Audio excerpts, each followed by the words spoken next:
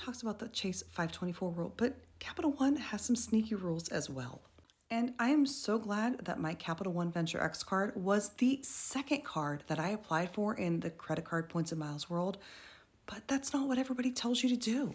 So here are some rules you need to know within the Capital One credit card bank ecosystem. Capital One doesn't publish nearly as many rules as the other banks do, but there are still some rules out there and data points out there that we need to follow. They're only going to approve you for one card every 6 months. It's the 1 in 6 rule. If you try to open up more than 2 in 6 months, they're going to deny you.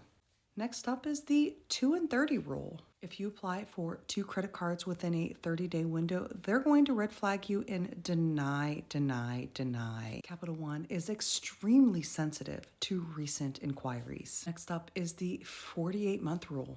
They will basically say that existing or previous card members, are not eligible because you received a sign-on bonus within the last 48 months. And I have an update here. Sorry, had to jump in because I was about to publish this, and there have been changes. The Capital One has now introduced family language.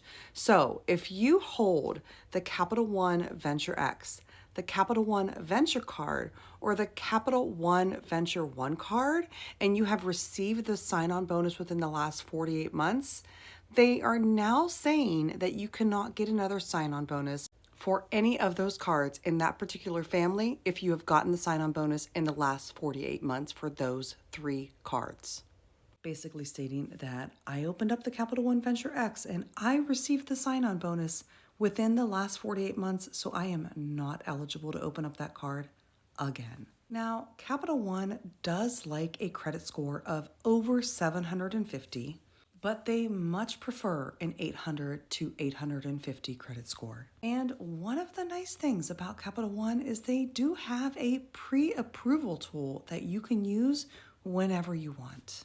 So if you're going to play it smart within Capital One, you're going to do a few things. You are going to space out your applications.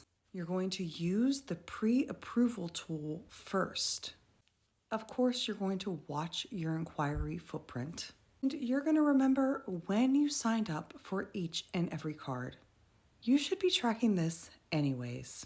And stay patient because sometimes people just need a little bit of time to get approved for a Capital One credit card.